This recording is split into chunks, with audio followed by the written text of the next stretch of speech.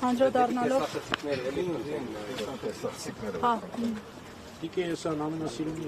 Ավրակարգային հարցերին արտաքին քաղաքականության մեջ ակտիվացում է նկատվում Փաշինյանը համենայն դեպս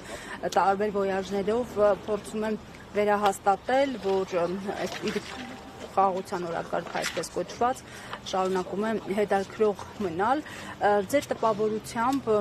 ուր է տանելու Փաշինյանի խաղաղության օրակարգը Հայաստանի Հանրապետությունը եւ այլընտրանքը որն է, եթե կարծում եք, որ դա կեղծ խաղաղության թեզ է, ինչպես հաճախ նշում են ընդդիմադիր գործիչները։ Շնորհակալություն հարցի համար եւ շնորհակալ եմ, որ շատ կարևոր, ամենակարևոր հարցերից եք սկսում մեր զրույցը, որովհետեւ այո, խաղաղության եւ պատերազմի թեման այսօր շատ արդիական է, հատկապես Հայաստանի Հանրապետության եւ մեր տարածաշրջանի համար,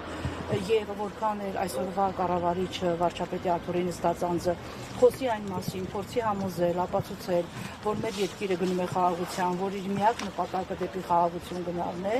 բացարձակ անհամոզիչ է այն համապատկերի վրա, որ ամբողջ աշխարհում բոլոր պետությունները այսօր ավելացնում են իրենց ռազմական բյուջեները, բոլոր պետությունները, այդ թվում նաև մեր հարևան Ադրբեջանը։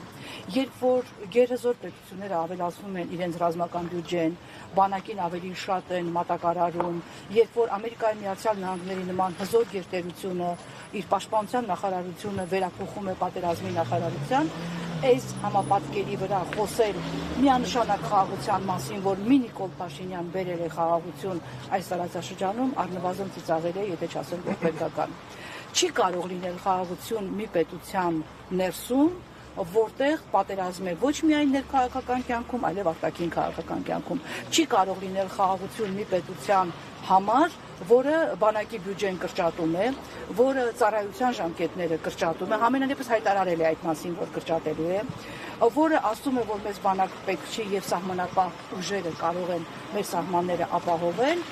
եւ չի կարող լինել խաղաղություն մի պետության համար, որ բոլոր պրոֆեսիոնալ զինվորականներին,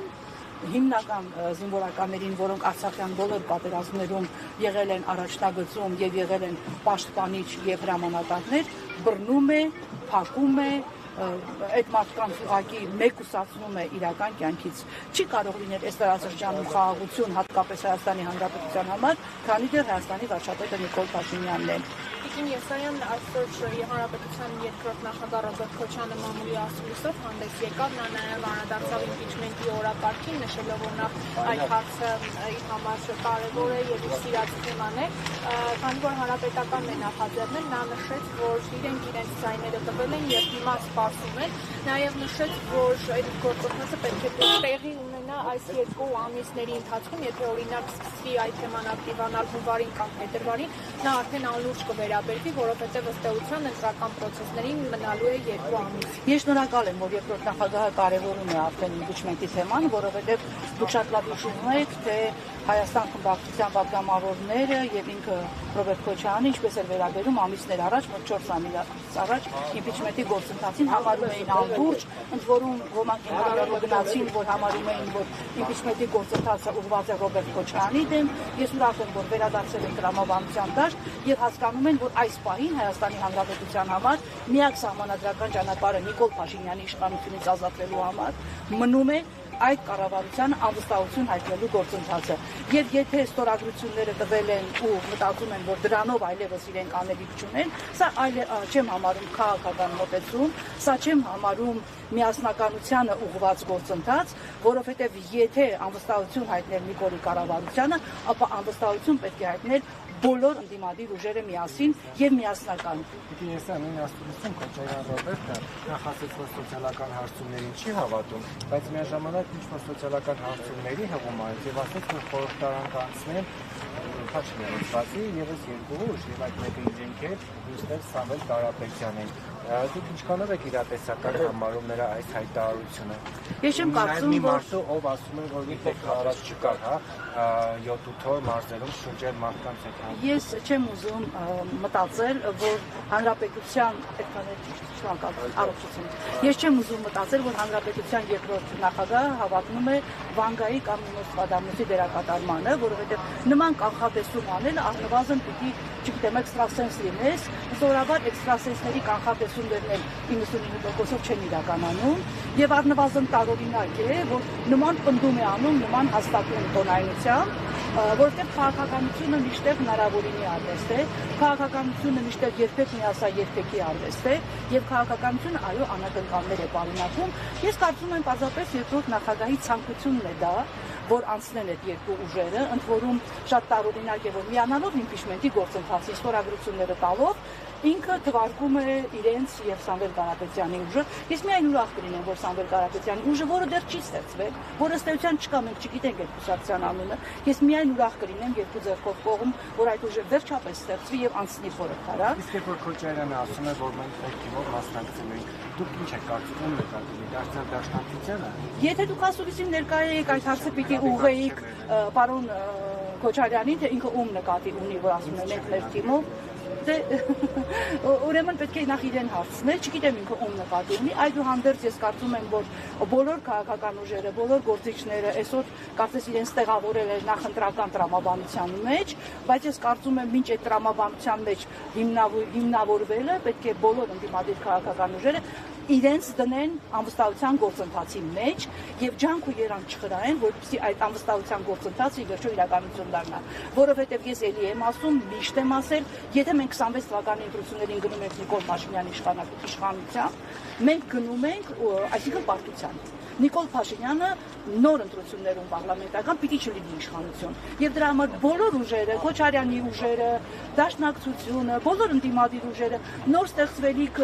Սամվել Կարապետյանի ուժը, որը հուսով կստեղծվի, այն բոլոր գործիչները, որոնք տարբեր տարիներ աշխատել են եւ այսօր հայտարարություններ են անում, որ իրենք մտնում են քաղաքականություն, այսպես հպարտորեն, եւ չեն ասում, թե իրենք ինչ տրամադրվածություն, ինչ